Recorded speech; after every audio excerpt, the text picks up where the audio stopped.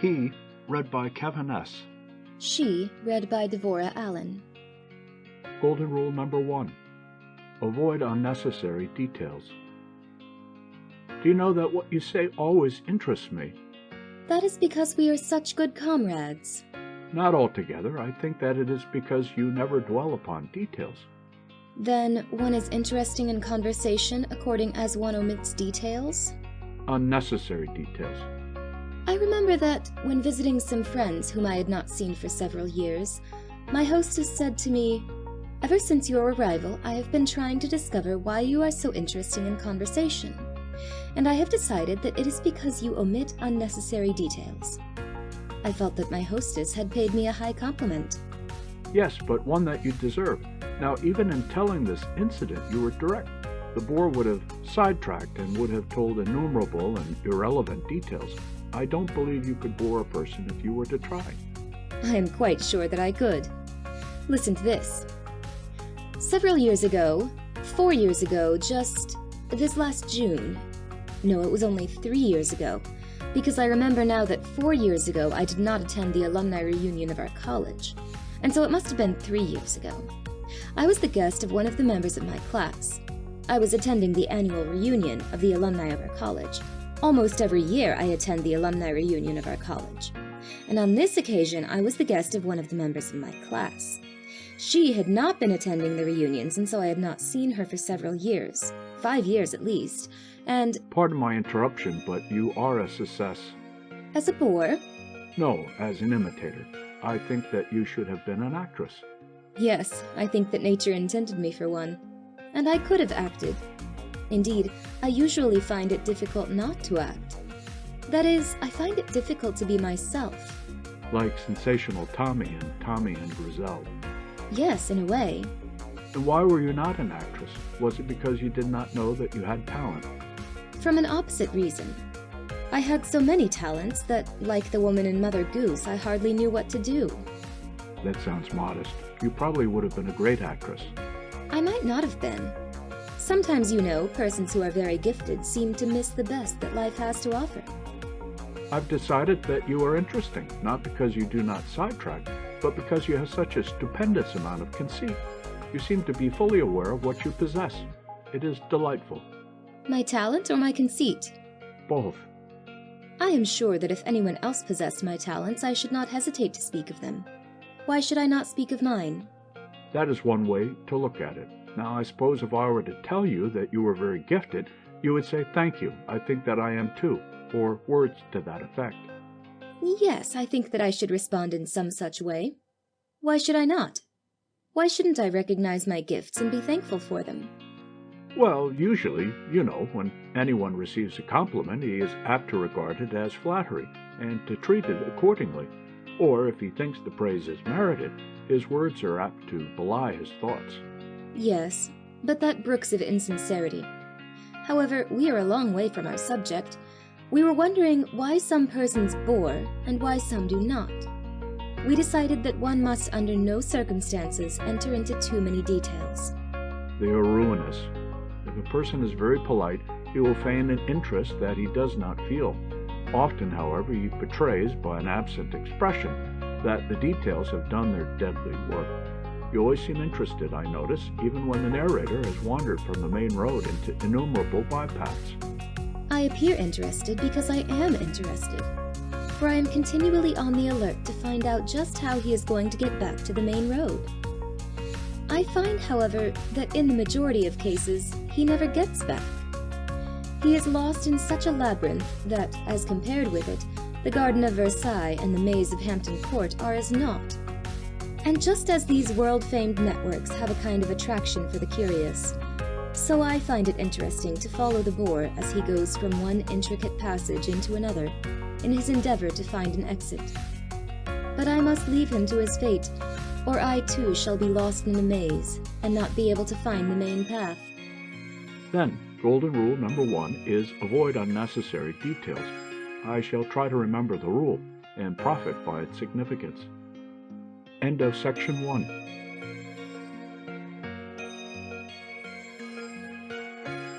Golden rule number 2. Do not ask question number 2 until number 1 has been answered. Since our last visit, I have been noticing the faults of my friends in conversation, and I have concluded that the most glaring fault one can have is to ask questions and then not wait for the answers. I have one friend in particular who, whenever he meets me, asks in the most solicitous way about my family, my health, etc. And then before I have an opportunity to respond, he proceeds to tell me about himself, his family, his ills, and the like. I know the species very well. In fact, I have classified my friends according to their respective merits as listeners. And where have you placed me? At the head of the list. As the greatest offender? No, as the least. You always wait until I answer one question before you ask another. Thank you. Do I ask many questions? Not too many. You may have noticed that there are as many persons who ask too few questions as there are who ask too many. I must say that I had never thought of that. To ask many questions often indicates an undue amount of curiosity on the part of the questioner. To ask too few, a lack of interest. The reason why some persons are so very prosaic and uninteresting is that they are entirely absorbed in themselves. In consequence, they ask few or no questions whatever, showing that they are not in the least concerned in what interests their friends. There is a happy mean where one shows neither curiosity nor disinterest. In asking questions, we're apt to stir up a hornet's nest, so to speak, for our friends sometimes respond at such length that we are inclined to wish that we had shown less interest. That is where it is so necessary to remember the golden rule that we spoke of in our last conversation, namely, avoid unnecessary details. Yes, and as I've already told you, that is why you are always interesting. You never bore one with a long story. I usually try to treat all my friends as carefully as if each one bore a tag marked, "This is my busy day, make it short." Yes, or if you have any time to kill, kill your own. At what a rapid pace we live, anyway. People in the country, the peasant class, are never in a hurry. They talk slowly, eat slowly, and work at the same laggard pace. In other words, they exist, but do not live. They do not enjoy what we enjoy. A daily feast is spread before them, but they do not partake of it.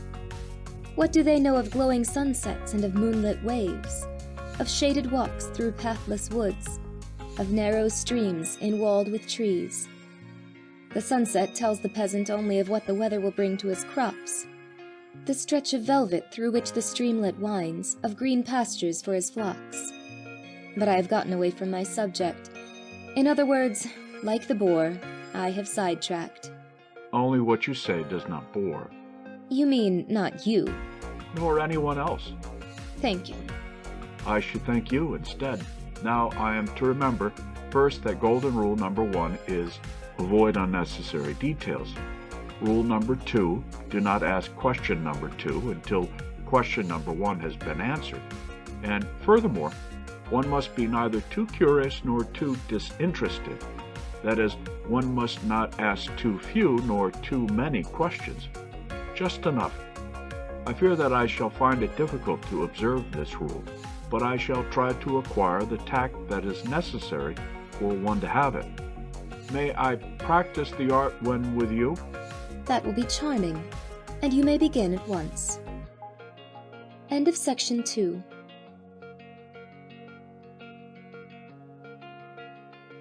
Golden rule number 3. Do not interrupt another while he is speaking. So we agree that the greatest fault that a person can have is to ask questions and then, without waiting for the answers, to plunge at once into a detailed account of his own doings. I have discovered another fault, and one I fear that I, too, possess. That is, to ask questions concerning the welfare of my friend and of his family, and then after he has gotten fairly underway in the recital of his woes, to interrupt him with irrelevant remarks. I am sure that you haven't this fault, although it is very common. It is based upon the principle that people, as a rule, are vitally concerned only in what concerns themselves. I have a friend who maintains that no one really enjoys listening to what another has to say. He says that the interested listener is interested only in having the other person finish, in order that he may have the opportunity to tell his story. I note, however, that as a rule, people recite their woes and not their weals. But of course, that depends upon the individual. Some persons always have a hard luck story. Others dwell upon the bright happenings in their lives. I think we can each recall some friend whose greatest pleasure is to pose as a martyr. Another who, no matter what are his ills, has always something of interest to impart pertaining to some good fortune, fancied or otherwise, which has befallen him. Speaking of our faults, I think that the best way to correct them is to notice them in our friends, and then to try to avoid them. But of course you haven't any. Any friends? Any faults, of course. I fear that you are not a good critic. I may not be, but you certainly have none of the bad habits that you have enumerated. Oh, you couldn't see them if I had. From sheer stupidity. Hardly. Only as far as I am concerned, you have become accustomed to think of me as did Dick of Maisie, in the light that failed, that the Queen can do no wrong. That reminds me, I've just finished reading The Light That Failed, and I'm sure that I shall never get away from the awfulness of it, the awfulness of having the light go out forever. Kipling makes one see it all so vividly, where he says, "I shan't!" The voice rose in a wail. "My God, I'm blind and the darkness will never go away." He made as if to leap from the bed, but Torpenhow's arms were around him, and Torpenhow's chin was on his shoulder, and his breath was squeezed out of him. He could only gasp, "Blind." And again, the picture that Kipling draws of the blind man who suddenly finds himself unable to do that which he has been accustomed to do. I have the book with me. A wise man who is blind will keep his eyes on the floor and sit still. For amusement he may pick coal, lump by lump, out of a light scuttle with the tongs and pile it in a little heap by the fender, keeping count of the lumps, which must all be put back again, one by one, and very carefully. He may set himself sums if he cares to work them out. He may talk to himself, or to the cat if she chooses to visit him.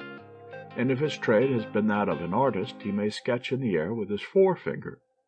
But that is too much like drawing a pig with his eyes shut. He may go to his bookshelves and count his books, ranging them in order of their size, or to his wardrobe and count out his shirts, laying them in piles of 2 or 3 on the bed, as they suffer from frayed cuffs or lost buttons. Even this entertainment wearies after a time, and all the times are very, very long. I suppose that this portrayal is true to life. Undoubtedly, in a way. But I had a novel experience when traveling east this summer. While on the train, I saw a gentleman who was trying to interest a little boy who did not respond to his advances. I heard him ask the child whether he was a little boy and how old he was. I saw then that the gentleman was blind, and thinking that he might prefer to talk with me, I introduced myself to him, and found in him a most delightful conversationalist.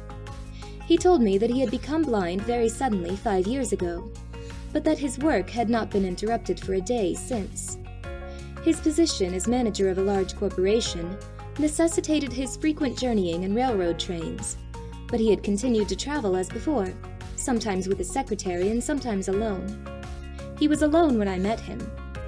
He was certainly delightfully cheerful and entertaining, and withal he was fully informed on current topics of interest. It seemed almost impossible to realize that he was blind. His case is extraordinary, but of course he was not an artist, as was poor Dick before the light went out. I've just discovered another reason why you are so very interesting. It is because you always have some novel experience to recount. Yes, but you know we decided that people did not care, as a rule, to hear others talk. Well, I shall retract my decision. I've concluded that we usually like to hear others talk if they have something interesting to tell. Yes, we are all children, in a sense. Tell us a story and we will listen, provided the storyteller knows how to tell it. Do you know what I have been thinking of while you were telling me this incident? That we had gotten a long way from our original subject? No, I was just thinking of how much you said in comparatively few words, and that in telling this incident, you had certainly conformed to golden rule number 1, avoid unnecessary details. And you have conformed to both the rules that we have learned. Thank you. Let me see. Golden rule number 1 is avoid unnecessary details. Rule number 2, not to ask question number 2 until question number 1 has been answered, nor be too curious nor too disinterested. That is, do not ask too few nor too many questions, just enough. And our new rule, golden rule number 3, do not interrupt another while he is speaking. How frequently this rule is broken. Many persons who ordinarily are well-bred have the very habit of interrupting others. But I deserve no credit for observing golden rule number 3, for you are never tiresome. You never tell a long story. No, I don't do that. I knew a gentleman once who used to say with a groan to his niece, who was rather verbose, "Oh, Alma, you tell such a long story. Make it short." And so I always try to make my story short. End of section 3.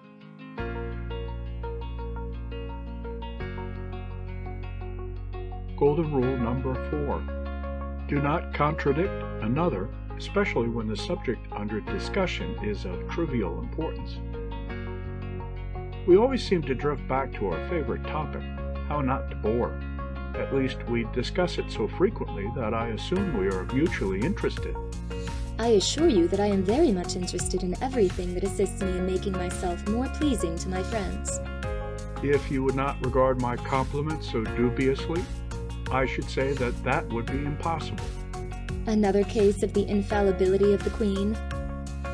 But to go back to our subject, I often wonder whether this pleasure that we take in receiving the approval of others is not virtually the root of all good. It is certainly most fortunate that we do care for the good opinion of our fellow beings, and especially where we strive to merit it. Somehow we never seem to outgrow our childish love for rewards.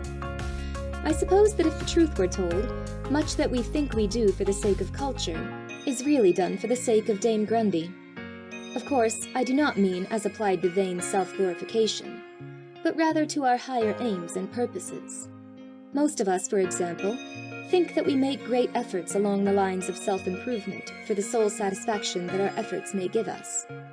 But I wonder how steadfastly one would work, each at his chosen calling, if one were on a desert island, remote from all the haunts of men. But to return to our subject, you say that your latest discovery is that even grown persons contradict one another. I thought that only children had this fault. So did I, but my attention was called to this a few days since when visiting my sister. While she was telling me something of great interest to us both, her little daughter contradicted her several times in the course of our conversation, partly because I was annoyed, and partly because I wished to teach the child a lesson. I said to my sister, "Have you ever noticed how frequently children contradict their elders? It is certainly one of the greatest faults that a child can have." "Yes," she answered, "but many grown persons have the same fault." And when I expressed surprise, she added, "If you are inclined to doubt the truth of this assertion, just try to tell something in the hearing of others who are familiar with the story, and you will soon discern that the fault is not confined to children." And then I discovered this fault not only in others, but also in myself. Oh dear. Maybe I too am guilty of the same offense. I am sure that you never contradict anyone in the way that I mean. It is certainly very embarrassing to make a statement, and then to have it contradicted, even though the matter is of little consequence. How many rules have we learned so far? Golden rule number 1 is avoid unnecessary details. Rule number 2, do not ask question number 2 until number 1 has been answered. Do not be too curious nor too disinterested. That is, do not ask too many questions nor too few. Just enough. Rule number 3, do not interrupt another while he is speaking. And our new rule, golden rule number 4, do not contradict another, especially when the subject under discussion is one of trivial importance.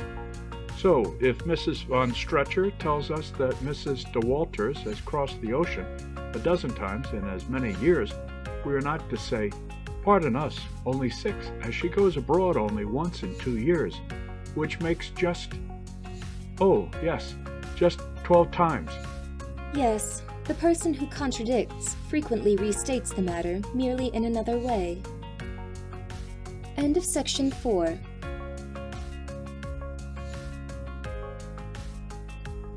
Golden rule number 5. Do not do all the talking. Give your tired listener a chance. You haven't asked me about my golden discovery. Oh dear, is there still another rule to learn? You know we have already had 4. No, this isn't a rule. I've about come to the conclusion that people are charming in proportion as they can rise above the commonplace. Of course, they must observe all our golden rules, but this observance alone will not make them interesting in conversation. Last night, for example, I never was so greatly bored as when talking with a young lady to whom I have been recently introduced. She was so well bred that she observed all the golden rules from A to Z, and yet she was tiresome beyond endurance, simply because she hadn't a soul. She was a Philistine of the deepest dye. I must say that I am so conventional in a way that I eschew bohemianism, but an out-and-out Philistine. Give me a bohemian every time. Then I suppose that golden rule number 5 would be, acquire a soul, and assume one if you have it not. I suppose it is innate, one's soul, which to me stands for one's love of the beautiful, or the ideal. You see, whatever you speak about, you lift out of the commonplace. Life seems quite worth the while when I'm with you. All the inspiring things, books, music, painting, take on a new meaning when we talk about them. Last evening, my newly made acquaintance and I discussed these subjects, but they did not interest me. Julia Marlowe, whom she had just seen, was merely a pretty woman who dressed perfectly. The latest book was something that bored, but that had to be read because everybody else was reading it. Music was an unknown quantity. What shall we do with Philistines like this? Leave them to their idols. They will not be alone, for there are many to keep them company. The trouble with many persons is that they do not cultivate an admiration for the beautiful. Beautiful pictures, exquisite music, delightful books. They live in a world of materialism. Handsome houses, exquisite paintings, well-filled libraries are to them mere possessions, valuable because they are the embodied insignia of wealth. The person of high ideals delights in the beautiful because it brings him into harmony with that perfection for which he strives. In a beautiful painting, he sees the reaching out of the artist to produce not what is, but what should be. In a great literary production, the master intellect that can mold words as wax in the hands of an artisan. In beautiful music, the soul of the composer who can make one feel all that he has felt when under the magic sway of harmony. And so, beautiful things are loved, not alone for themselves, but for what they represent. For nothing beautiful has ever existed without its master creator, the power behind the throne, where the monarch beauty is at the beck and call of that giant, intellect. Then, if we are to belong to the class who love the beautiful or what it represents, we are to cultivate our souls, that part of us which brings us in rapport with the divine in the universe. We are not to be sordid. We must not wish simply to possess. We must cultivate a love for the ideal, for what the beautiful represents. Yes, and this can be done. In our modern schools, the best in literature, in art, in music is brought to the children. The child of today learns of Mozart, of Handel, of Wagner, and hears their music. He sees representations of great masterpieces of art and learns to love the beautiful Madonnas of Raphael, to know the paintings of Rosa Bonheur, of Jean-François Millet. This education cannot fail to instill in children a love for the beautiful. To them, the world takes on a roseate tinge, while their minds eventually become storehouses in which are garnered the treasured thoughts of the ages. Nothing in everyday life can be wholly commonplace. Each peculiar incident in life, each peculiar mood of nature brings its accompanying suggestion. Do you know, you were saying what I should like to say, but what I cannot find words to express. Possibly that is one reason why I enjoy your society more than that of all others, because you say the things that I would say, if I could but express my thoughts. It is for this reason that we admire an author, because he puts into words what we think, what we feel. I think we should add golden rule number 5 to our list. Namely, do not do all the talking. Give your tired listener an opportunity to speak. I am sure that I would rather listen than talk when you are with me. I am half inclined to believe you, for you are certainly perfect, as a listener. End of section 5.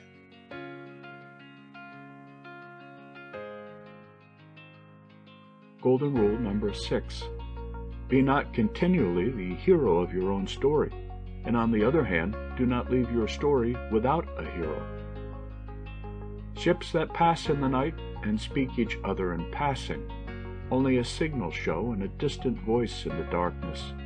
So on the ocean of life we pass and speak one another, only a look and a voice, then darkness again, and a silence.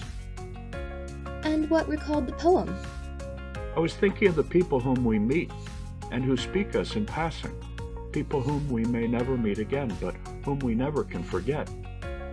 That intangible something which makes us wish to become more closely associated with our new-made acquaintance. What is it? It is indefinable. We meet someone at the theater, at the club, at the social function, and there lingers with us for many days the remembrance of the few brief moments in which we felt that we were as twin spirits, moving musically to a lute's well-ordered law. Strange as it may seem, we live in a world of people. People to the right of us, people to the left of us, everywhere about us, and only here and there a kindred spirit, in whose moral and mental atmosphere we bask, as in the rays of sunshine. This something that makes us feel that only the element of time is needed to make of our newly formed acquaintance a friend that shall last through life. What is it? A warm hand clasp, a friendly word, and in one brief moment, that mysterious something that clouds the soul is thrown aside, and in our sky a new star appears, as fixed as Polaris in the heavens. When we have an experience of this kind, although we may have interchanged but few words with our friend, we feel intuitively that we could spend many hours together, and that we should never tire of exchanging ideas. Yes, but does this not presuppose a mind stored with those treasured thoughts about which we were speaking in our last conversation? Possibly, in a sense. But first of all, it presupposes harmony of taste, of feeling, of ideas. This does not mean, of course, that each shall agree with the other in all essentials, but that each shall have the same broad and intelligent way of looking at a subject, and a consideration each for the other's opinions. I think, though, that as a basis for harmonious intercourse, there must be an elimination of self. No one who is thoroughly selfish can interest anyone but himself.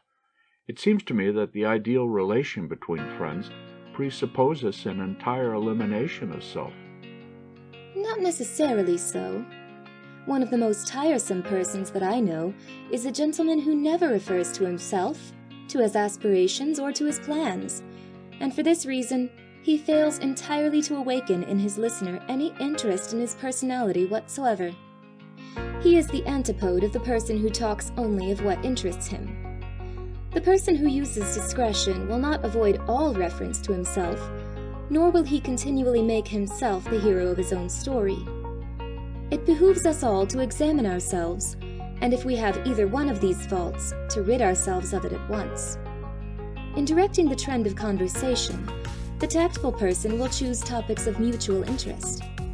People are interesting not in proportion as they recount their personal experiences, but as they evince a broad, general interest in what concerns others. We might add another golden rule to our list. Golden rule number 6. Be not continually the hero of your own story, nor, on the other hand, do not leave your story without a hero. In other words, it is fatal to one's success as a conversationalist either to eliminate oneself entirely or to appear self-centered. You might say to be self-centered. Selfishness is one of the most disagreeable traits that a person can have, and he who has this to a marked degree should try to eradicate it. Someone has said, if we had to count our ills, we would not choose suspense. We might add, if we had to choose our faults, we should not choose selfishness. A person may observe all the golden rules that we have enumerated, but if he is at heart a selfish person, his conversation will lack the charm that emanates from the whole-souled individual. whose first thought is to interest and entertain others. Let us cultivate an unselfish spirit, for without this, our words will be but as sounding brass and tinkling cymbals. End of section 6.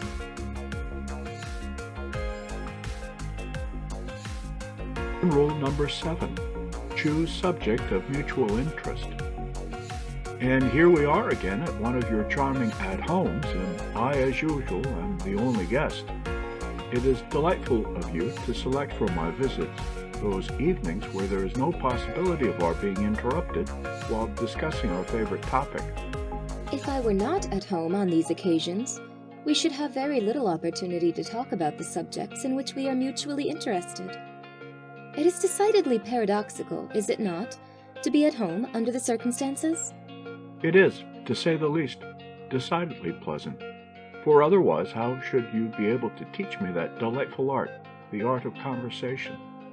I'm just selfish enough to exult in my being the only diplomat at your salons.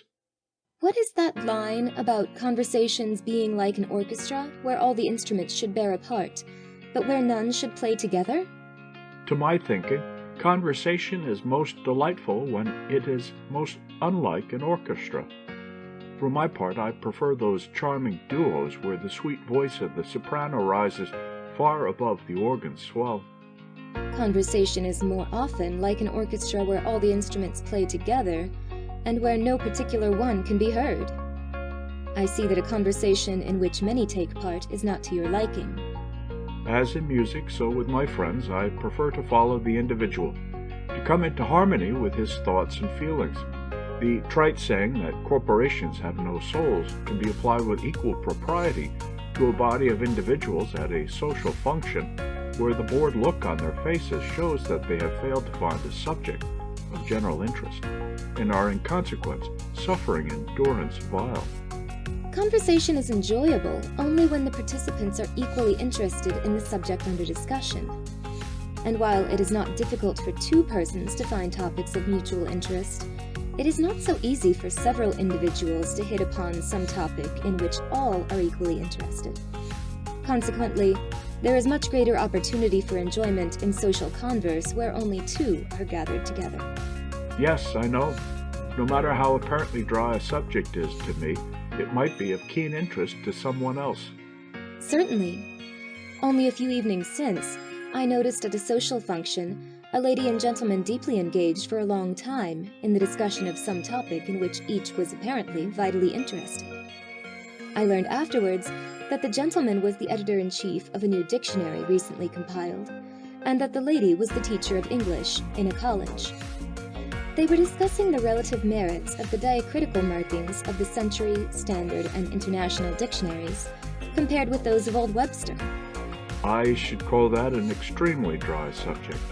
Oh, they found it fascinating. They really became excited, not impolitely so, but deeply absorbed in following each other through the maze of half-circles and dots, straight lines and curved. That is why people whom we meet, polite and kindly people, try to draw us out to find what we are interested in, so as not to hinge the conversation on politics when it should be on potatoes or on poetry. The whole secret of pleasant social converse lies in the participants finding subjects of mutual interest. Why, I have heard two persons discuss by the hour the feasibility of raising ducks as a means of livelihood. Others that of manufacturing a washing machine that would wash and boil clothing at the same time. So you see, it doesn't matter whether the topic is politics or poetry, the latest work in science or in fiction, whether it is music or painting. The main point is that the subject shall be of mutual interest to those discussing it. Then we may add another rule to our list. Golden rule number 7. Choose subjects of mutual interest. Don't discuss politics when you should be talking about poetry, fact instead of fiction, science instead of sunsets. Yes, and be sure that both are equally interested, or else one or the other will have that bored look to which you referred a short time since. People sometimes appear interested when they are not. Yes, but the keen observer will detect whether the smile extends farther than the parted lips.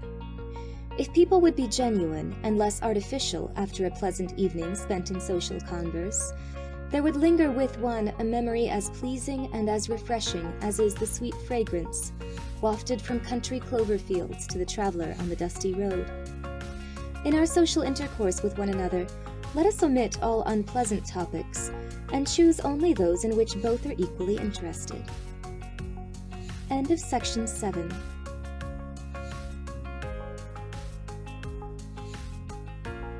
Golden rule number 8.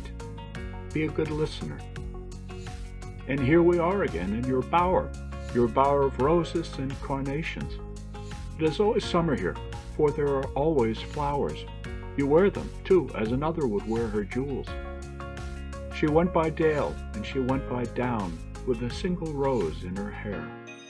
This is as I like my flowers, around me and about me. Conservatories have no charm for me, for one cannot live in a conservatory. I like my roses where, as I sit and write, I can inhale their fragrance and see their wondrous beauty. What is more beautiful than a rose? Wouldn't The Woman with the Rose make a nice title for a poem? You are really lacking in originality. You never would have thought of it in the world if The Man with the Hoe had not suggested it. Oh, I agree with you that I am not original, and that the title was suggested, but not, as you think, by the man with the hoe. Aren't we wasting valuable time? You know we were going to discuss Golden Rule number 8, and we haven't even decided what it shall be. Be a good listener. Wasn't it Addison who said that the most skillful flattery was to let a person talk on and be a good listener? But somehow this has such a ring of insincerity. Now, I'm sure that I should not wish to be beguiled into thinking that I was entertaining my friend when, in reality, I was boring him. Yes, but a person who observes all our golden rules will not talk on. You know, there are few persons who can talk on and not bore their listeners. Of course, if people were tactful and would observe Golden Rule number 7, choose topics in which all are interested, it would not be necessary for the listener to feign an interest if he has it not. But what are we going to do when we are in the society of those who do not observe this rule? Sometimes we can enjoy the conversation of others for reasons opposite to what might be expected. For example, a few days since, I was one of several guests at a luncheon, and I was very much amused in noting how subjects which in themselves seemed very prosaic could elicit so much enthusiasm in their discussion.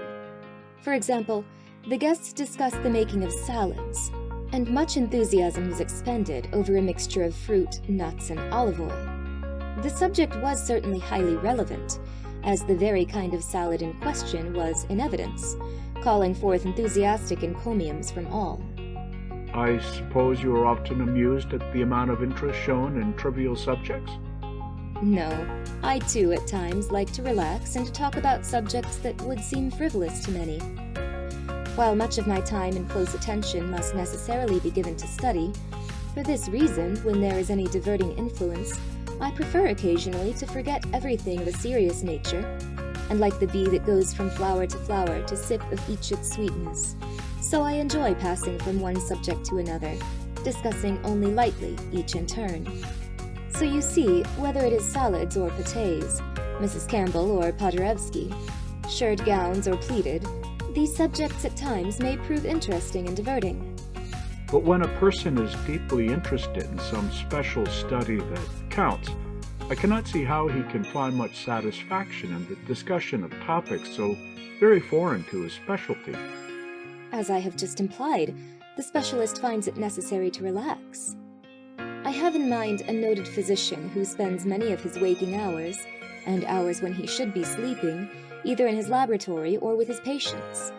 But immediately when he enters his drawing room to greet a friend, he forgets his work utterly for the time being, and before many minutes have passed, his listener is convulsed with laughter over some new story, the latest acquisition to the doctor's stock. You know, I often wonder why people do not cultivate the art of storytelling.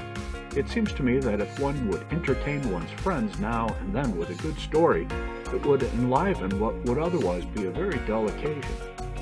Storytellers, good storytellers, are probably born, not made.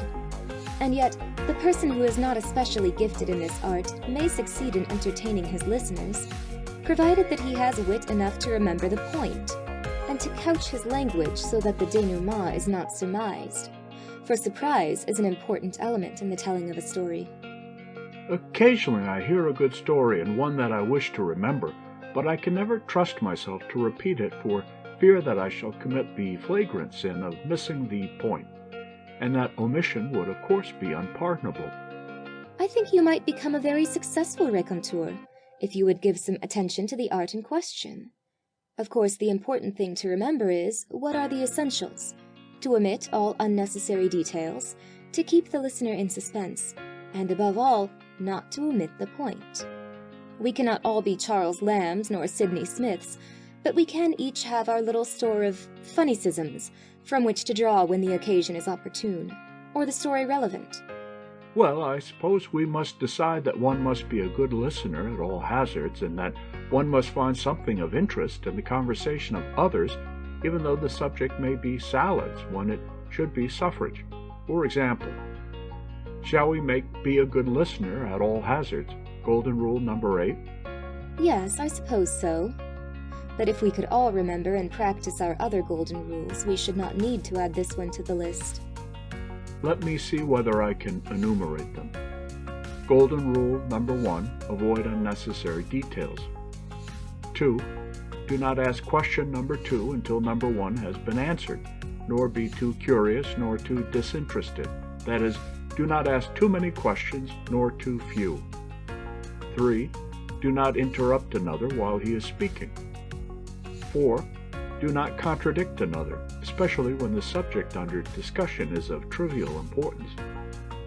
5, do not do all the talking. Give your tired listener a chance.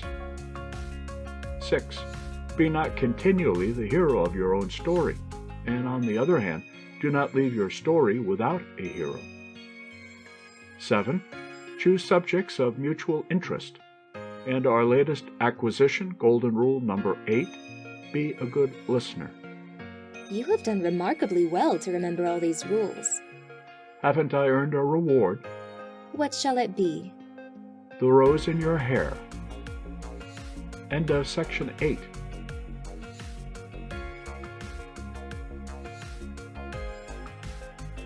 Golden rule number 9. Make your speech in harmony with your surroundings. Let us walk along the shore, away from our friends at the hotel. The night is far too beautiful to spend in discussing the merits of biscuit and honey compared with those of strawberries and cake. And with such a sky and such a scene before them. And the day, how perfect it has been. The blue sky leaned silently above, and all its high and azure-circled roof beneath the wave was imaged back and seemed the deep to pave with its transparent beauty. Oh, they're not thinking of the sea nor of the sky, although when I saw one of the ladies gazing intently at the moon, I thought that she, like you and me, had succumbed to the influence of its magic beams. But I very soon became disillusioned, for I heard her suddenly exclaim, "Oh, I wish I had some Welsh rarebit. I'm so very fond of Welsh rarebit." Her thoughts were evidently relevant, as the moon probably suggested to her green cheese, and from that it was only a step to the toasted article. I dislike to hear a person express a fondness for food. I know that it is correct to use fond in this way, but to me, fondness should be used only with reference to one's friends. But to be fond of Welsh rarebit, I should prefer to use another expression. Of course, you aren't fond of anything but flowers and books and music. Oh, and the moon. And people, they come first. Everybody? Not everybody, only a few. Including? I think that we should go back to our friends. And discuss Welsh rarebit. Let us take this boat and glide over this silvery lake. We can find more interesting subjects to talk about than edibles. And if we cannot, we can at least be silent and let the glorious night speak for us. Because of just such nights, I come here every year. But the moon, like the sun, shines everywhere for all. Yes, but not everywhere alike. There must be trees with branches outspread to catch its silvery beams, and giant hills in the distance to form a heavy background.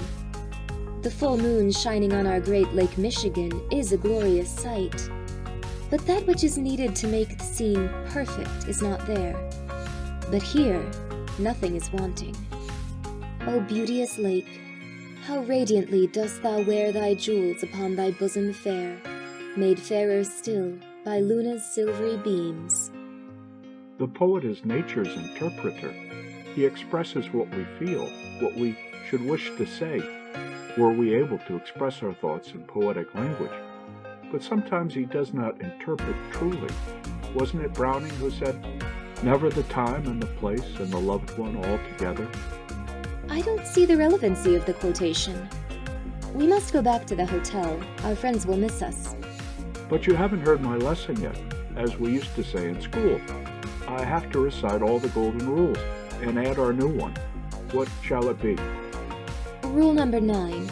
One's speech should be in harmony with one's surroundings. In other words, a person should not talk about cheese when the moon would be a more fitting topic. Or when it might be more fitting to remain silent. Someone has said silence is the virtue of the feeble, but it is probably as often the virtue of the wise. It was Carlyle who said, "Consider the significance of silence. It is boundless, never by meditating to be exhausted, unspeakably profitable to thee. Cease that chaotic hubbub, wherein thy own soul runs to waste, to confused suicidal dislocation and stupor. Out of silence comes thy strength. Speech is silvern, silence is golden. Speech is human, silence is divine." End of section 9.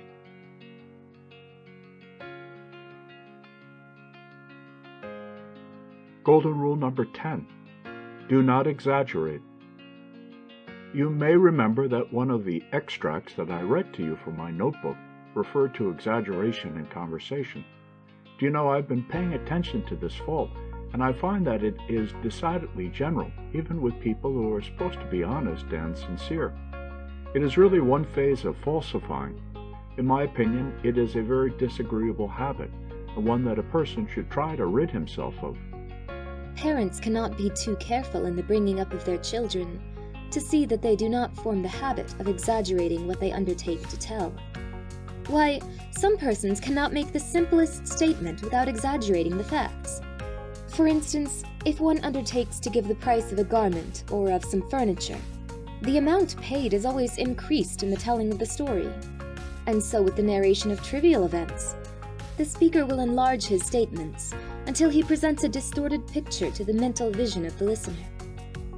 The exaggeration of facts should certainly be avoided, and a person can overcome this tendency in himself if, when he finds that he is making a misstatement, he will correct himself and give a true version. For example, if he finds that he is fixing the cost of a possession at $5 when it should be $4.50, he can correct the error without even betraying his intention to falsify. By doing this, he gradually trains himself to adhere to facts. For while the price of the article may be a matter of small consequence, it is a matter of far more importance that the person who has the habit shall correct his tendency to misstate facts. So again, when one is narrating an incident in one's experience, the same strict adherence to the facts should be observed. In this way, a person establishes a reputation for veracity. We all have friends in whose statements we place no reliance, simply because we know that they invariably exaggerate every fact that comes within their observation or experience. I know of no fault in conversation that is more grievous than this, nor that can give one such a general air of insincerity in all things. I know. I have friends whom I cannot believe, no matter how serious they are in impressing upon me the truth of the information that they are so willing to impart. Of course, when persons of this kind attack the reputation of others, then indeed does their fault become a serious one. But there are many, otherwise well-meaning, persons who would not speak ill of another, who place themselves continually at a disadvantage by their exaggerated speech. There is the schoolgirl, for example, who finds every person and thing perfectly lovely, or perfectly horrid as the case may be, who had the most beautiful time in her life last night, who finds her teacher divine, tennis a dream of delight. Everything, no matter what, is just dandy or dear.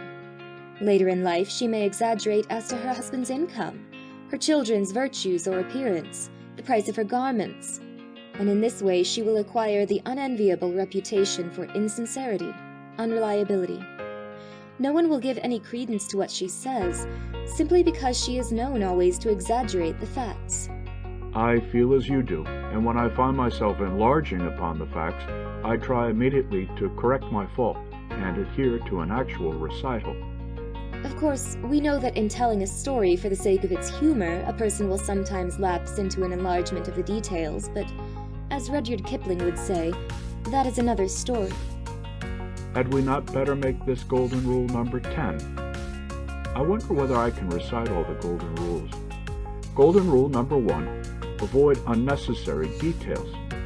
2, do not ask question number 2 until number 1 has been answered, nor be too curious nor too disinterested. That is, do not ask too many questions nor too few. 3, do not interrupt another while he is speaking.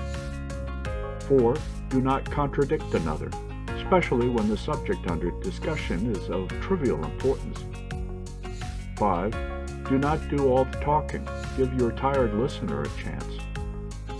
6, be not continually the hero of your own story, and on the other hand, do not leave your story without a hero. 7, choose subjects of mutual interest.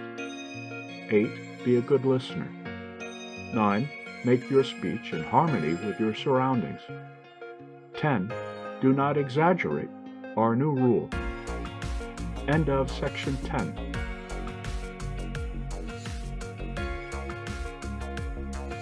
Golden rule number 11. Indulge occasionally in a relevant quotation, but do not garble it. I've just been reading a very interesting article entitled Learning by Heart, and I've become impressed with the idea that one should occasionally commit to memory inspiring passages in verse and prose. In the language of the author, they may come to us in our dull moments to refresh us as with spring flowers, in our selfish musings, to win us by pure delight from the tyranny of foolish castle building, self-congratulations, and mean anxieties. They may be with us in the workshop, in the crowded streets, by the fireside, sometimes on pleasant hillsides, or by sounding shores, noble friends and companions, our own, never intrusive, ever at hand, coming at our call. Someone has said that an apt quotation is as good as an original remark. It is certainly always relevant. We cannot all be Wordsworths or Tennysons, Charles Lambs or Carlyles, but we can make some of their best thoughts our own. A conversation or a letter in which some choice quotation finds a place is certainly thus improved and lifted above the commonplace. It was Johnson who said that classical quotation was the parole of literary men all over the world. For a long time I have been copying in a notebook extracts that have interested me, but it did not occur to me to commit them to memory. Hereafter I shall do so, for I am sure that it will add to my resources, both in conversation and in letter writing. Some of the most delightful letters that I have ever received have been those in which there have been quotations, so relevant, so charming that for the time being they seem to have been written for me alone. I have always hesitated to interpolate my conversation or letters with quotations, for fear that I might seem to be airing my familiarity with classical literature. Of course, one does not wish to appear pedantic, and one will not if one will use the quotation for the occasion, instead of making an occasion for the quotation. The proportions, too, of a conversation or a letter must be preserved. If one is talking about a commonplace subject, the quotation, if one is made, should be in keeping with the thought. As a clever writer has said, a dull face invites a dull fate. And so with a commonplace subject, the treatment should be in accordance with it. Some persons are never able to quote a passage or tell an anecdote without perverting the meaning. In fact, I have long been interested in noticing how inexact the majority of people are in making statements of all kinds. I can recall several friends who are unreliable in what they say. Their statements should be checked up, verified, as we say in business. As someone has said, a garbled quotation may be the most effectual perversion of an author's meaning. and a partial representation of an incident in a man's life may be the most malignant of all calumnies. How very relevant that quotation is. You have certainly just exemplified your own suggestion, namely that the quotation should be used to suit the occasion. Shall we make this golden rule number 11? Occasionally indulge in a relevant quotation, but do not garble it? Certainly. A golden rule that it is well occasionally to observe. End of section 11.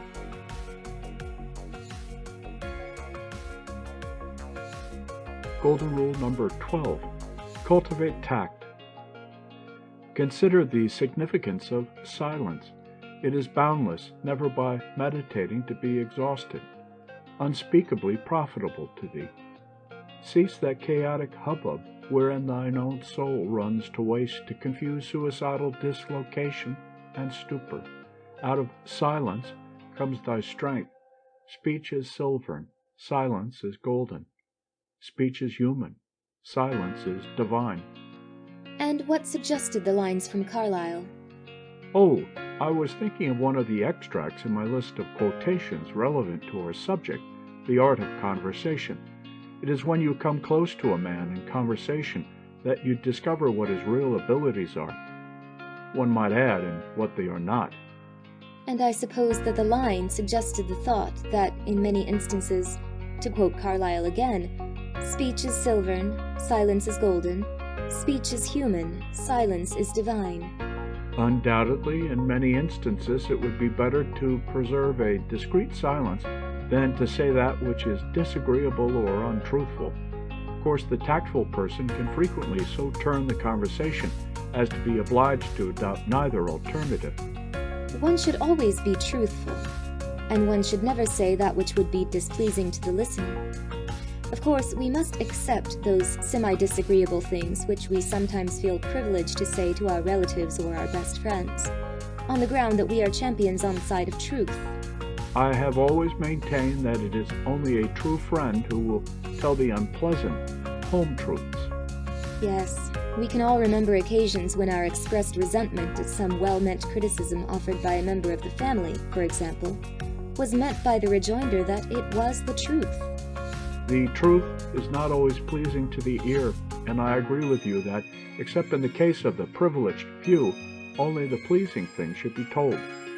That is all, provided, of course, that they are at the same time truthful. And if they are not?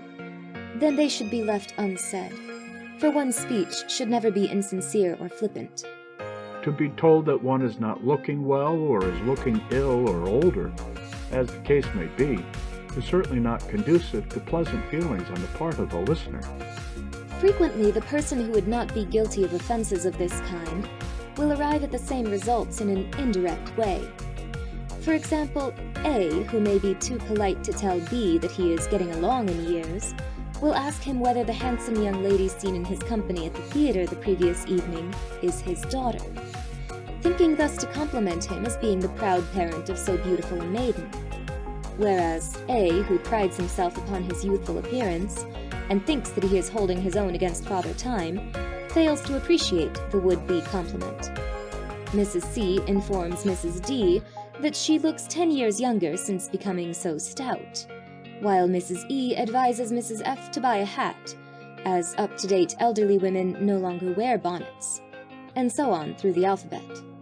Oh, I suppose it is impossible for people who are so obtuse as these to go through the world without blundering at every step.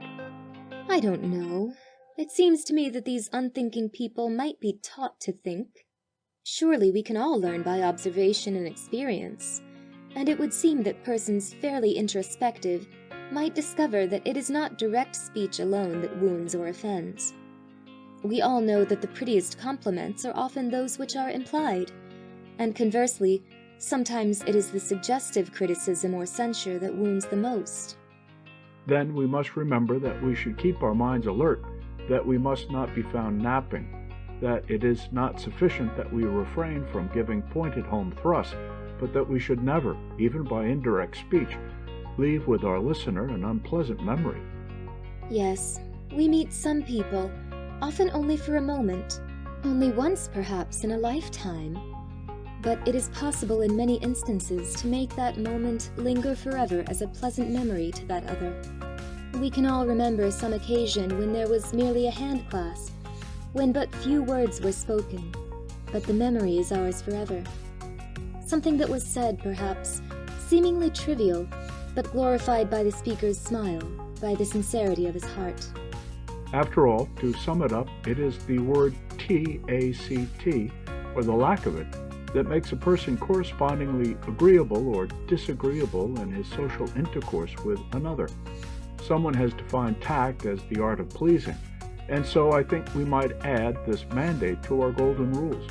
Cultivate the art of pleasing. Say the right thing or say nothing. Now, I'm going to recite all our golden rules, for I know them by heart. Golden rule number 1, avoid unnecessary details. 2, do not ask question number 2 until number 1 has been answered, nor be too curious and too disinterested. That is, do not ask too many questions, nor too few. 3, do not interrupt another while he is speaking. 4, do not contradict another, especially when the subject under discussion is of trivial importance. 5, do not do all the talking. Give your tired listener a chance. 6, be not continually the hero of your own story, nor, on the other hand, do not leave your story without a hero. 7, choose subjects of mutual interest. 8, be a good listener. 9, make your speech in harmony with your surroundings. 10, do not exaggerate. 11, indulge occasionally in a relevant quotation, but do not garble it. 12, cultivate tact, our new rule. End of section 12. End of The Art of Conversation, 12 Golden Rules by Josephine Turck Baker.